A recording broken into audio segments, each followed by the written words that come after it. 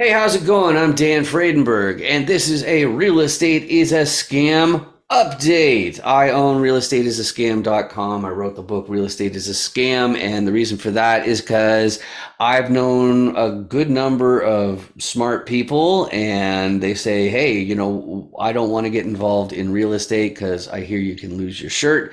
And me as a digital security guy, rather than trying to sweep all that negativity under the rug, I'm like, well, people deserve to know the truth. They deserve to know what they're getting into before they get really involved. And quite frankly, if it's the sort of thing where you can be paying attention and not make any dumb mistakes, then really you could walk away thinking that it's a scam. But that's why I include what full timers do to avoid those issues. But today I'm joined with Douglas Dowell from Eagles Flight Equity Group. How are you doing today, Douglas? Thank you for having me on, Dan. All Doing right. great. Awesome. Awesome. Definitely my pleasure. The topics today for this real estate is a scam update is due diligence, loan types, and differences in the last 2 years. Basically, if somebody has been in real estate over the last couple of years, or they have some friends, it's kind of on the periphery, finding out what's going on, you might be like, hey, does real estate still make sense? And as a matter of fact, I'm of the mind that real estate makes way more sense in environments like we have right now than it does, say, 2 years ago in particular. Yesterday, everything was, or yesterday, last year, things were in a bit of a limbo. But before we get to that, how about we get right into due diligence? Specifically, I'm imagining that my lovely audience member is maybe a limited partner, an investor. They don't want to actually do the work of asset management. They don't want to be interacting with property managers. They don't want to be telling people, hey, you got to pay your rent or you got to leave. People like that, when they're getting involved with an operator sponsor, something like that, they have to perform some due diligence to get the background, find out what's this person all about. And that's the first thing we're talking about today. So, Douglas, I don't know if you want to introduce yourself a little bit more before you get started, but I guess the real process is, it's a minefield. There are people making capital calls all through 2023. And so that means that, some investors had to buy their investments all over again, or at least like 20% of what they already put in. That's kind of scary. And people must be thinking, it's like, maybe it's my due diligence wasn't right. And I know that that's possible, but I'd love to hear your thoughts on it. So take away, Douglas. Yeah, just to give an overview of my background, corporate real estate background, worked for a couple of large institutions, degree in law, practiced law for a period of time, and so again, a lot of what those skill sets I train. I don't practice law anymore and really focus 100% on partnering with good operators and raising capital for good operators. So for us, due diligence is obviously real important, and I think that's the number one key that I think is maybe a filter that people should change. And again, this was a kind of, it took me a while to really appreciate this. The number one source of risk in any deal that you invest in is the sponsor themselves. And it's weird. It's like, well, wait a minute. What about the market? What about the deal? And again, me, I'm market. I like, oh man, I love the market data. And yeah, give me data about that deal looks really good. Let's get into that. But the more I learn about the market and the entrepreneurial side of real estate, the great thing is it's so they're superior with private real estate. They're superior attributes. Taxes being the number one the attribute. The flow through ability to shelter income. It's unbeatable. There's hardly any other way to do it that way. And that's why real estate is so incredible as a part of your portfolio. The flip side of the problem is it is private, and so like who are you investing with exactly? It's like, okay, he presents well, okay, he's got a nice webinar, seems like a decent boy or girl. Mhm. Definitely, oh, their LinkedIn profile's great, and it's like all these good things. But again, it's very challenging in the beginning, especially to understand, what am I looking for. So, Mhm. my number one tip for due diligence is, and it's not well talked about, I don't think, but network. Build a bigger network.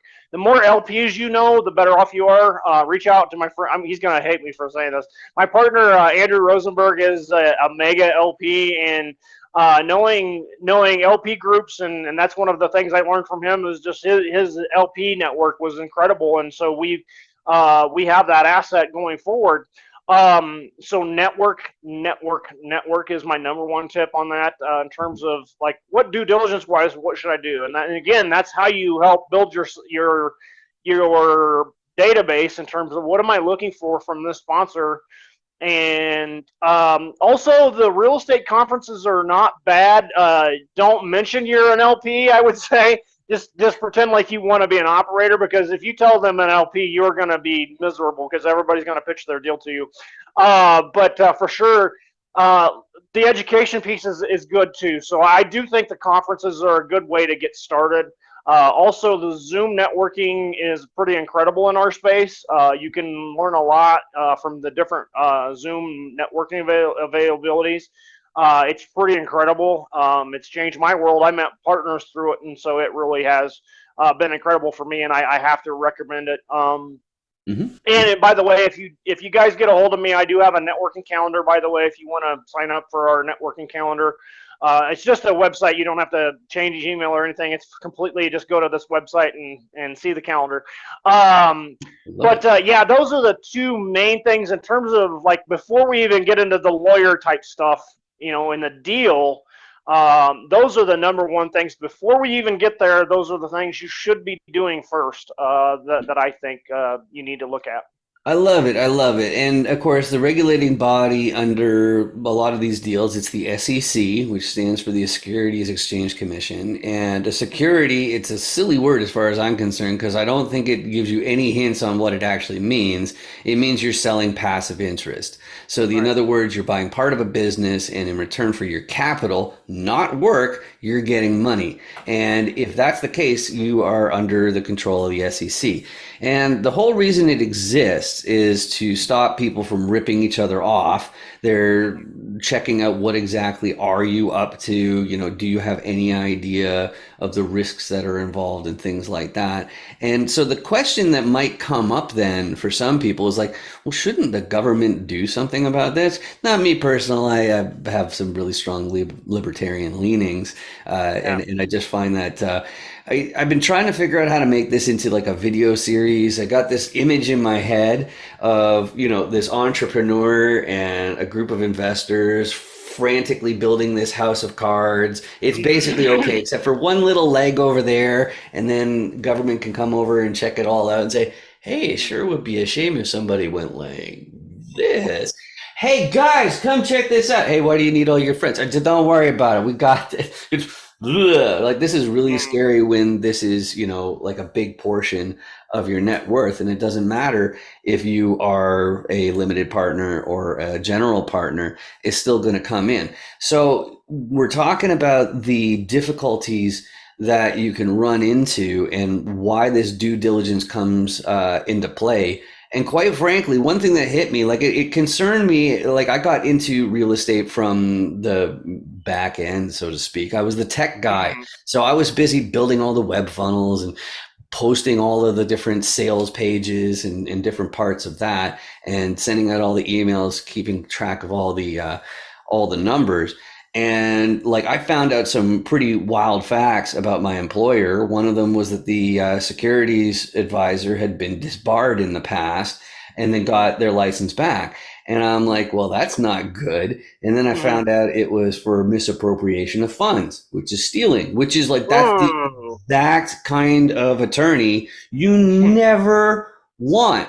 I also Mm. understand, of course, that sometimes like mistakes actually Mm. happen. Mhm. Like, and it's really a matter of like how mad do you make this potential client. But Yep. getting Or back to your that partner. idea, right? Of Sure. like, Yeah. why doesn't the government do more? The fact is Yeah. these are private investments, and you have to understand that even before government came along, people still invested. Yeah. Okay, so wealthy people, they still owned the real estate and they had a comparable amount of power to the sovereign, the king, or whatever. And so they were able to cut these different deals about it's like, okay, so everybody has to pay money, pay tax on what they make.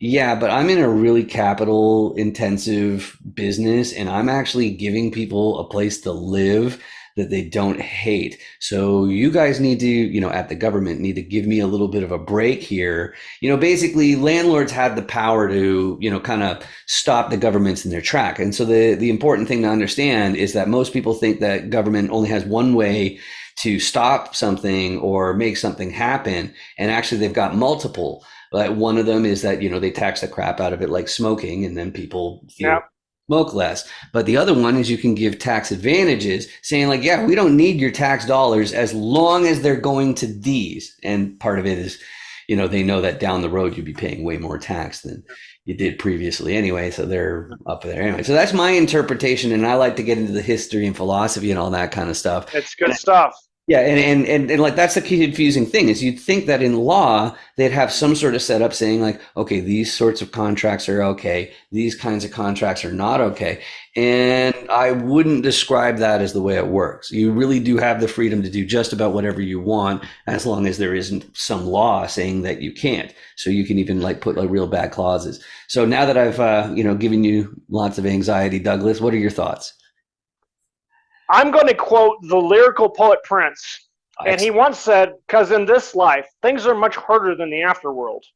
In this life, you're on your own. Unfortunately, I'm actually somewhat cynical when it comes to this point.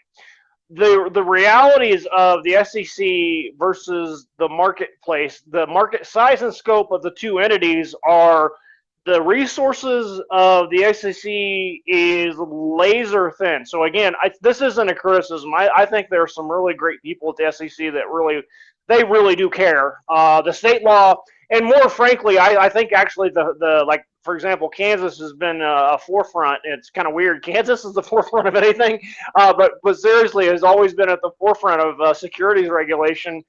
And so the bottom line is my cynical take on this is it's not a SEC violation until somebody powerful loses money, and I hate to say it that way. So back to that core thesis is that you're on your own. So SEC violations aside, we have to let's not go there to begin with, and so that's why a part of the due diligence you do in the front end is so critical.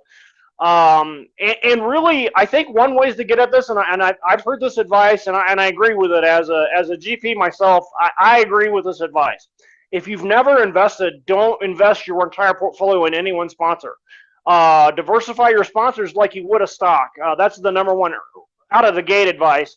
If you're just kind of wading in to learn more, I know a ton of LPs that do it that way. Like, I don't know you yet, and the only way I'm ever going to know you is let's do a deal together with a little bit of my money, and then if you do well, I can come back and give you a bigger allocation. And I think in a lot of ways you never know, and so it all looks good on the front end, and this is the same thing about partnering generally. It looks good on the front end, but things play out and you find out the real character after a period of time, and most of the time it works out good.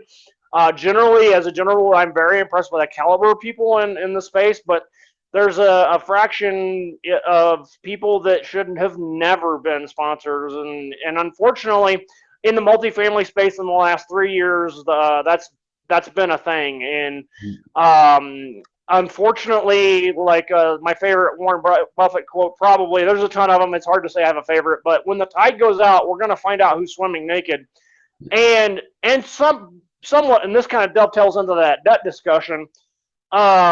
Through no fault of their own, they just didn't realize, hey, by taking a naked position on a bridge debt, oh, this is fine.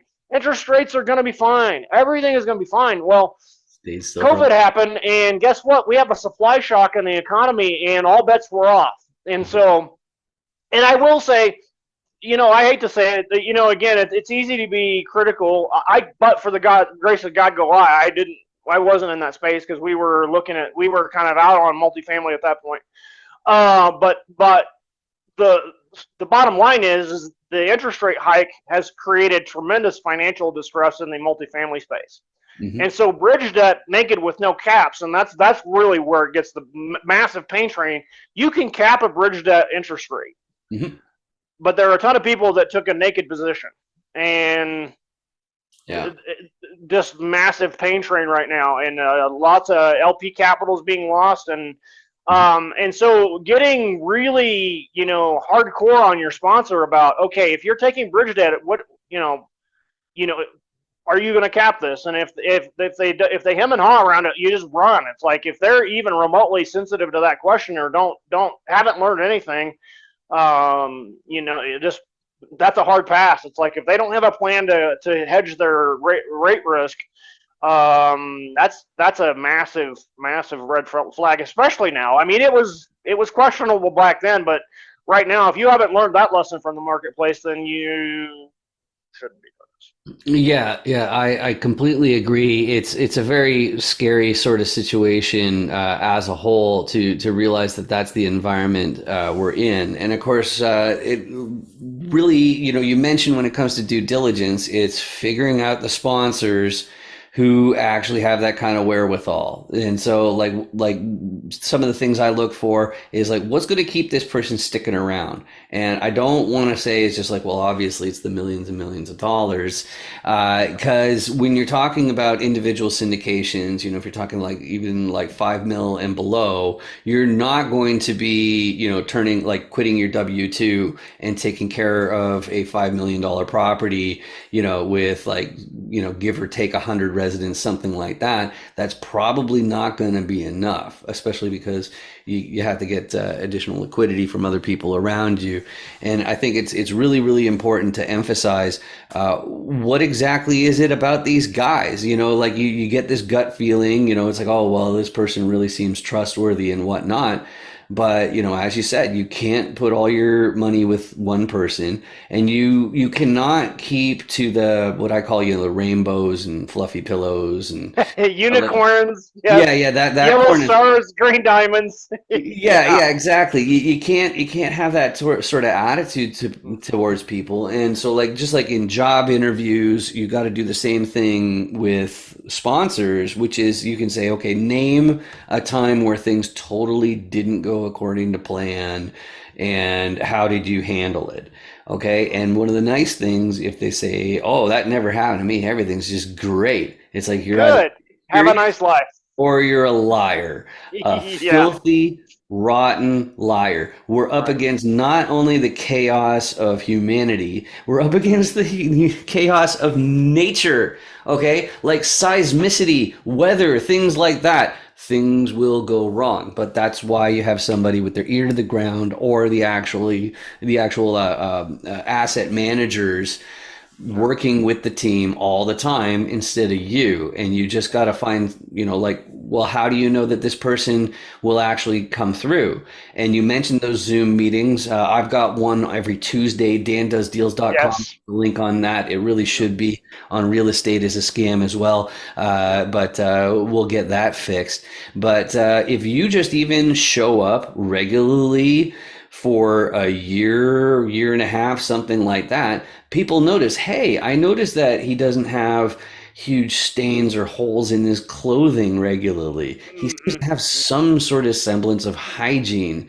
This person seems, like people pick up on that. And before you're in a business where networking is pivotal to your success, you might completely gap out on that. But Mm-hmm. we were talking about cap rates. You mentioned not so much the cap rates, it's the rate caps on your Mm-hmm. different loans. So you can basically say it's like, okay, so I got a 5% loan. Oh no, even though for like 10 years interest rates were rock bottom, they're never going to change. Suddenly they doubled or tripled like they did in 2023. And so starting at the end of 2022, I remember was when they started giving those hikes. But the loan type matters. You mentioned the bridge loan. There's also mezzanine debt. Do you want to say a thing or two about that before we? Yeah, and again, the core thing that the core principle that I like to talk about too is that real estate is wonderful. You can partner with the bank, and that whether the way, and so it is still one of the very best ways to build wealth in the entire country because you can partner with a financial institution, and it's great. The downside is always understand that debt is a source of risk. And so if you have a crazy capital stack with, a first, a second, and a third, and then you start getting like, oh man. So loan to values and debt service coverage ratios, you have to think like the bank does in a sense. Sometimes, and when things get crazy, and that's not always an out either, because sometimes when things get heated in the marketplace, much like the gosh, what I would say, late 80s in Texas with the savings and loan crisis, it's like banks are human too, and they do human stupid stuff also. So don't just rely on that, but think more like debt service coverage and like how, and sensitivity. The sensitivity analysis is one of the single best things you can do to a deal is like, how marginal is it? Like if we have an X change in interest rates or X change in occupancy, what does that change to this deal, and how? So you look at the downside. What would make this deal collapse? And if you see marginal changes do massive things to the deal, it's like, well, I probably need to pass on that because it just doesn't have a margin of error on the downside. That's another key point too that I like to make is real estate investing is investing.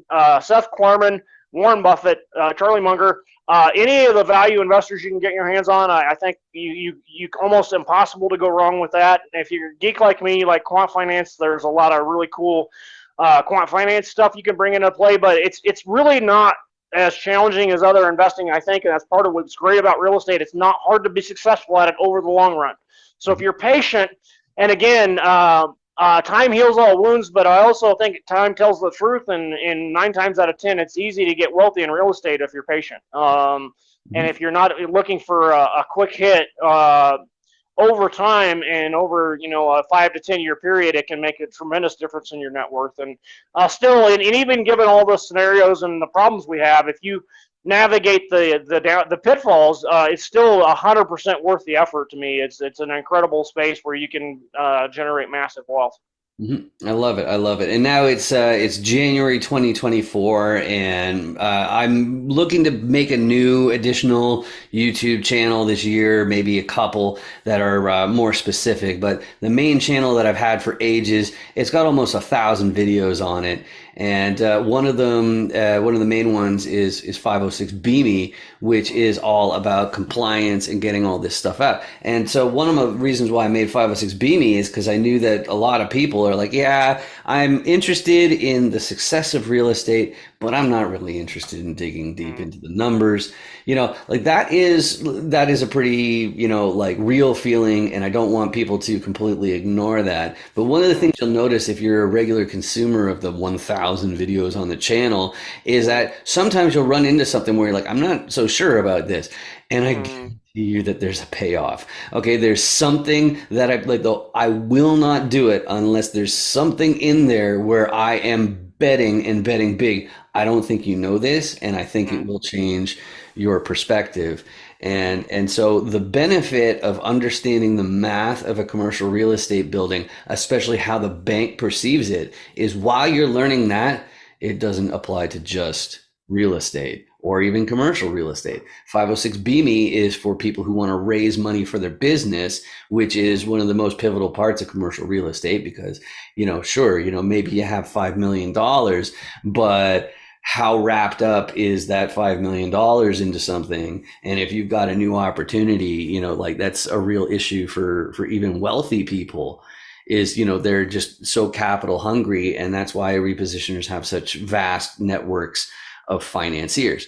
So really with 506 Beamy, it doesn't matter if you're trying to sell Air Jordans or if you're trying to, like some sort of web-based store Pokemon cards, or if you are raising for a full commercial real estate building worth millions of dollars, you still have to have that compliance set up. So 506 Beamy is the spot for that. So as far as wrapping things up though, I got this distinct last name, Dan Fredenberg. And so I'm super duper easy to find on LinkedIn. It's where I spend most of my online social media time. So that's definitely the best place to connect that way. As it also has the other different sites and ways that you can get me helping with your business, whether it's fully digital or if there's a massive physical component, whether it's real estate or outside. That is how I afford to stay in this game. But Douglas, as far as you go, Eagles Flight Equity Group, I know that you're also very active on LinkedIn. What are the best ways to reach out? I'd say same, Dan. Really, also getting more active on X or Twitter or whatever we're calling it this week. But for sure, by far and away, LinkedIn is the best way to get a hold of me as well.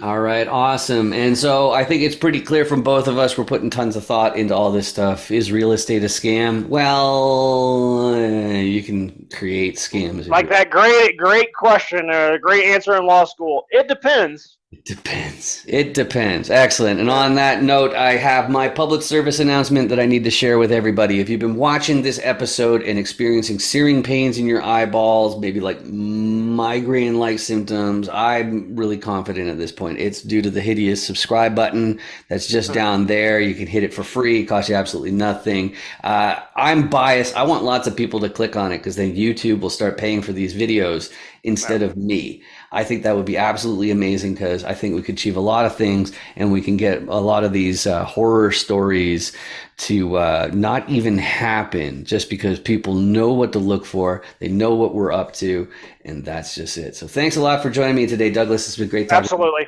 Always. Great to see you, Dan. For sure. Hey there. Are you interested in commercial real estate deals? Would you like to build your network of investors and deal sponsors? Well, the best thing I can do for you is have you appear on a chance encounter interview as featured on dandoesdeals.com. You may know me from 506B or as a top commercial real estate voice on LinkedIn. And if I had to think of the top factors in your success in commercial real estate, my top two would be your network and your ability to effectively explain how deals work with effective communication. The 15-minute chance encounter format, it checks both of those boxes, and they ensure that you can share your private deals with me without the SEC calling it a public solicitation. So hop onto LinkedIn. You can see my name is over here, Dan Friedenberg, and search for my name. And the best way to reach me and book that is to message me through LinkedIn. And don't worry, it doesn't matter if you decided to enter this space just last week or 2 weeks ago, or if it was decades ago. It'll be fun and easy to look good. We're just asking multiple choice questions based on your core competencies you look to contribute, your level of sophistication, all that kind of stuff. So I hope to hear from you soon. Thanks a lot. Bye. Make sure you 506B me. Any syndicators, make sure you 506B me. Hi. Oh, hey, yeah, here's my code. You got your QR code scanner? Okay, yeah, oh yeah, just hold it right in the square there.